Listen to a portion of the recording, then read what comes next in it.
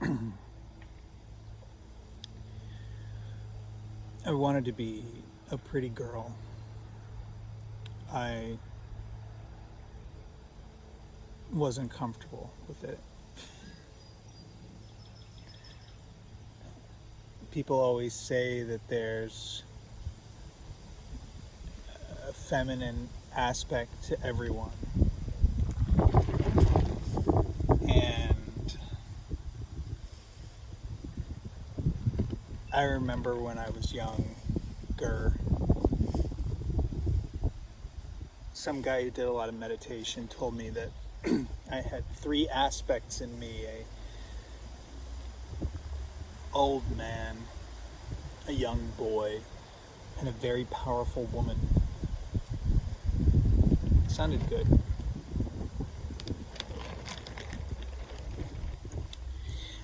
I think I was raised misogynistically, but I also didn't like men.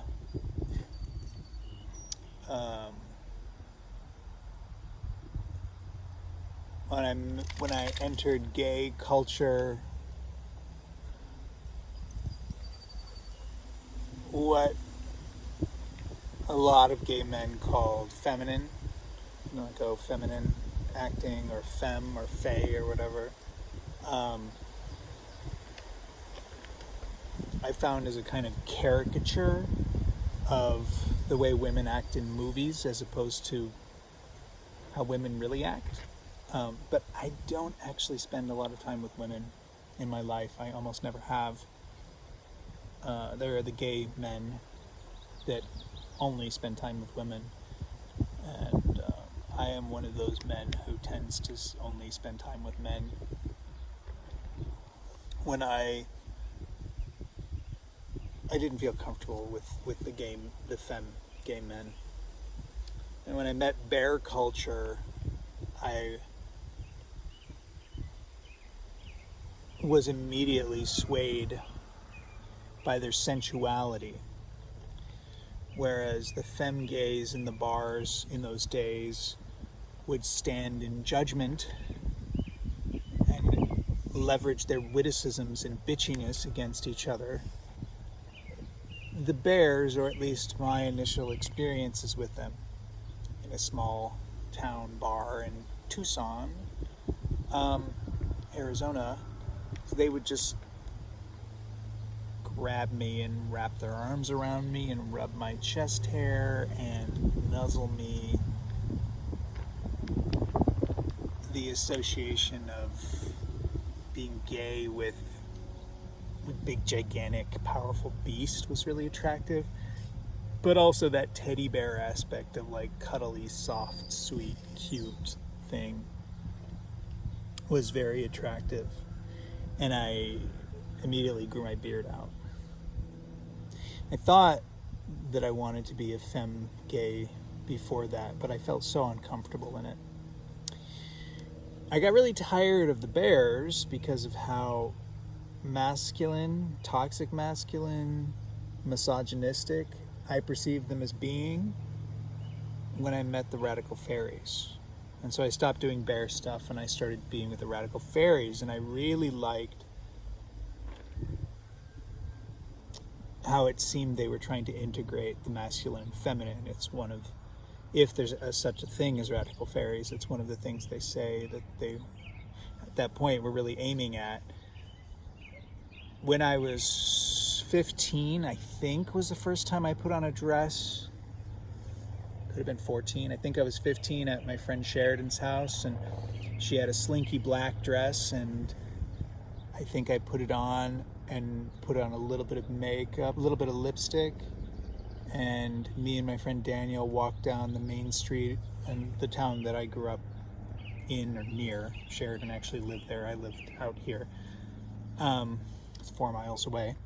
Has a brick main street. It's colonial and cute. And those two words together are funny nowadays in the world I live in. Colonial and cute. Not so cute. But I remember walking down the main street with him acting femme. I had long hair and no beard because was 14. I had never grown a beard at that point, or 14 or 15, a little bit of lipstick. And I remember the joy of feeling my hips sway, like the femininity of my body embodied wearing a dress. And in those last few years of my teenage years, I enjoyed wearing dresses a lot, though progressively got further away from femi dresses and just enjoying the nudity feeling of big flowy dresses, the muumuu type things, because underneath I could be naked and everything was flowing around me, and yet I could be out in public. However, the first time I wore a dress, though I liked the femininity aspect of it, I probably more liked the fuck you aspect of it. The like, oh, is this making you uncomfortable to see a boy wearing a dress? Fuck you. That not gay as in happy, but queer as in fuck you thing. Queer as in fuck you. I really liked that feeling, and the times that I wore like a little short suede red skirt and walked into town, even when I lived in Tucson, Arizona, when I got into bears, I liked that feeling of people going, what is that? Of course, when you live in New York, you can do that all the time, and there's always people being like, whatever, who cares? And people being like, girl, I love your dress. I used to have this big velvet dress. Actually, that was when I was, what was I, 24? 25? When I had that big velvet dress and I'd walk around New York City in it. Skirt, not dress.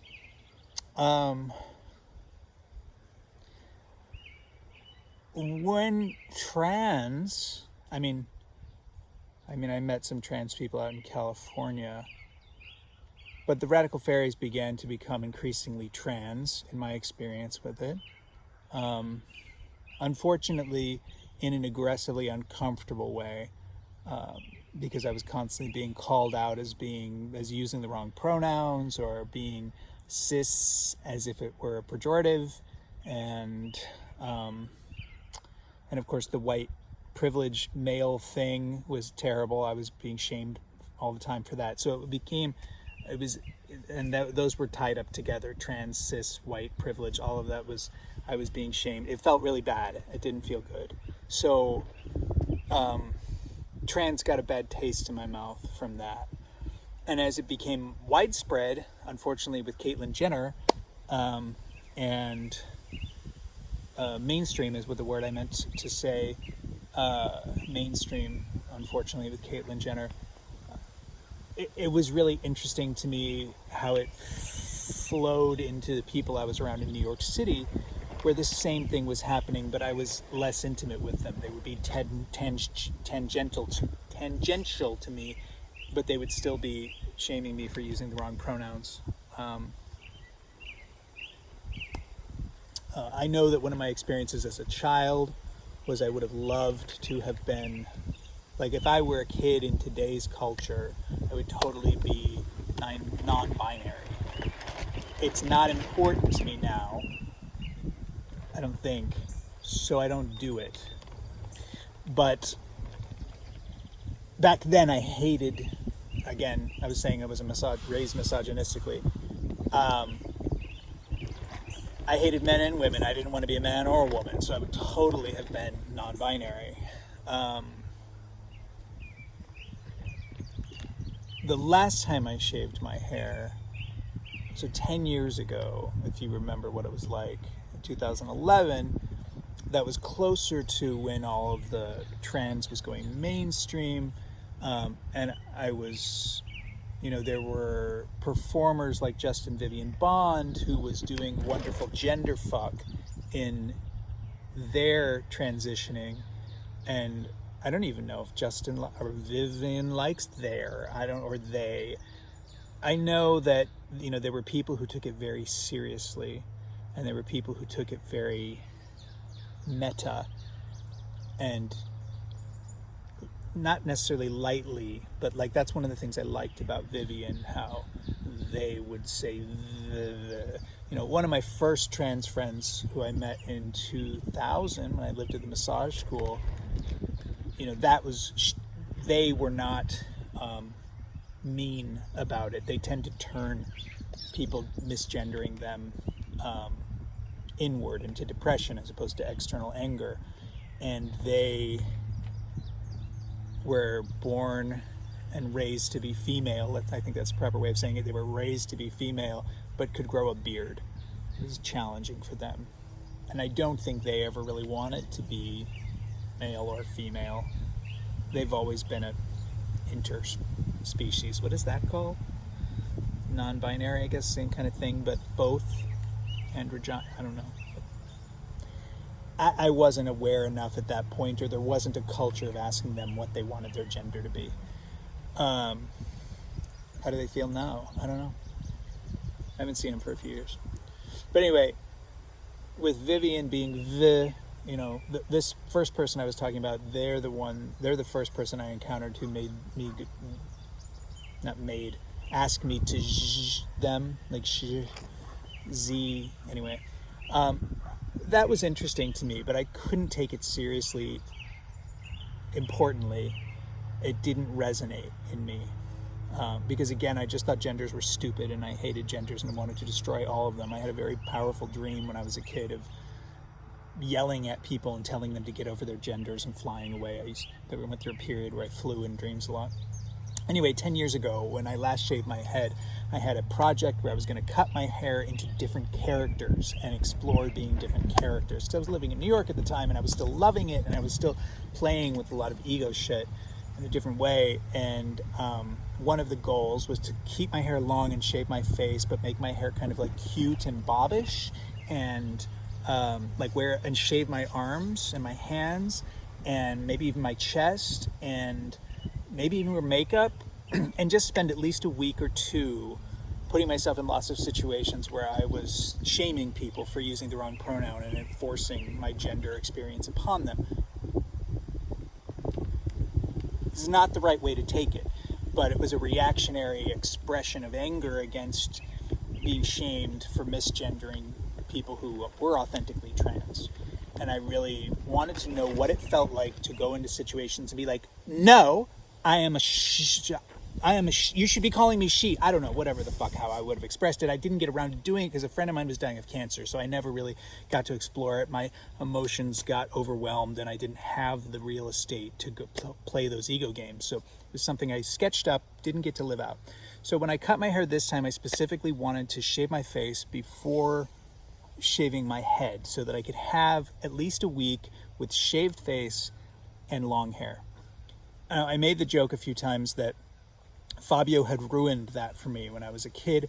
I've never liked men with long hair and shaved faces. Part of it is definitely the way I was raised misogynistically. Part of it is definitely misogyny. But it also has a lot to do with pretty.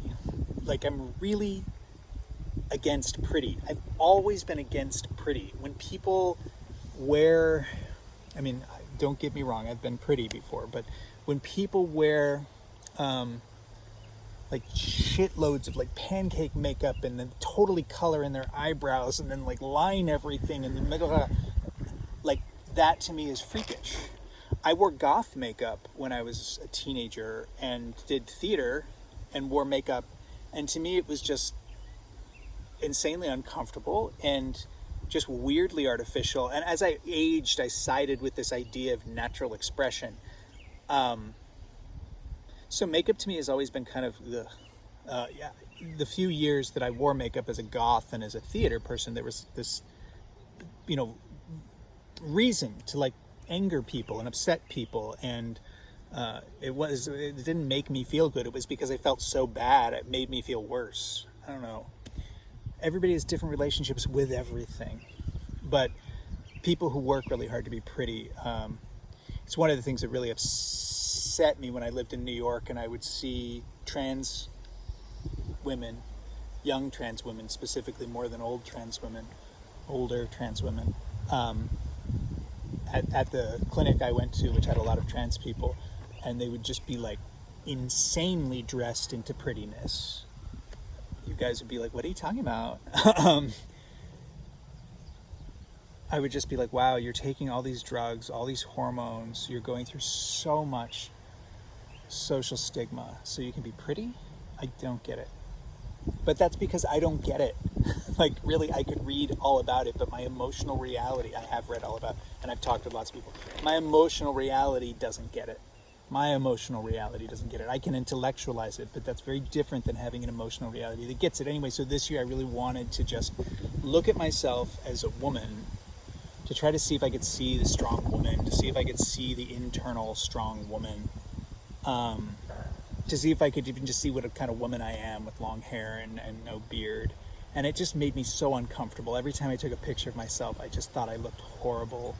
I felt ugly. I felt old. I felt fat. Like all these weird things that I just don't do to myself, or haven't most of my life. My face was really embarrassing to me. As soon as I shaved my head, I don't like my face without a beard. I mean, it's fine. It's handsome. It's all like, that's good. I get it. I get it. It's pretty. It's a handsome face. It's nice. It's fine. But, and I like a lot of men's faces without facial hair. I just think shaving's stupid. I hate shaving. I wish nobody shaved. There are people who like shaving and it's comfortable for them, and that's good. I really like, there's some old Greek quote of, there's only two types of people in the world without beards, and that's women and children, neither of which I am.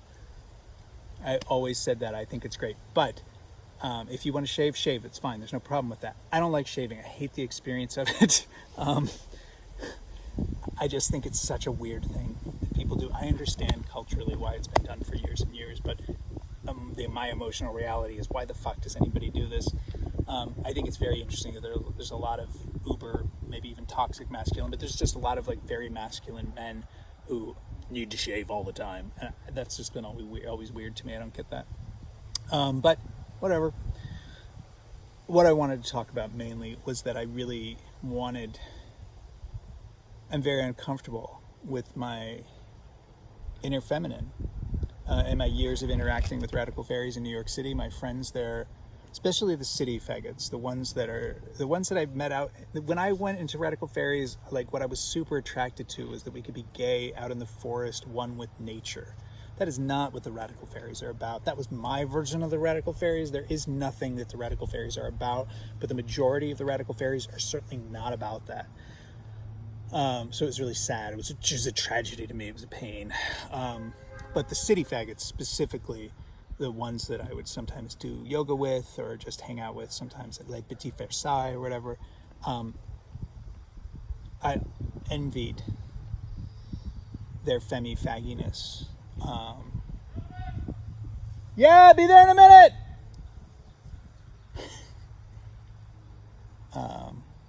But it's not my emotional reality. And it was really powerful for me to shave my head and shave my face and have long hair and notice how uncomfortable and self-loathing I became.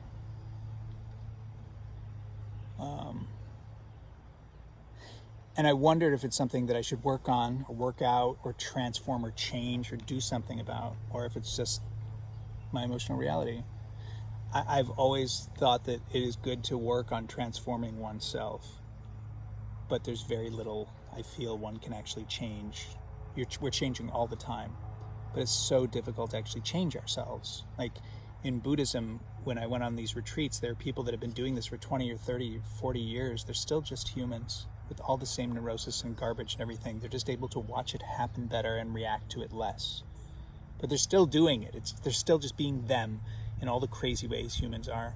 So I could, and I have actually, come to understand the power of femininity. And I mean, I've loved women many times, not sexually, but just admired and respected. But my inner feminine, which I've had a lot of psychics and other kind of good spiritual, powerful people say that I have a bad relationship with my inner feminine repeatedly. And I do. I don't know what to do about that, lady.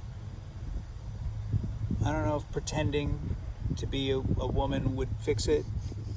Being angry about other people pretending to be a woman, or being angry like drag queens. I'm very uncomfortable with drag queens. That's what I was referencing there. It's Pride Month. I don't know. But Dad made pork chops, so I gotta go, eat pork chops. This question doesn't have an answer. I'll write about it.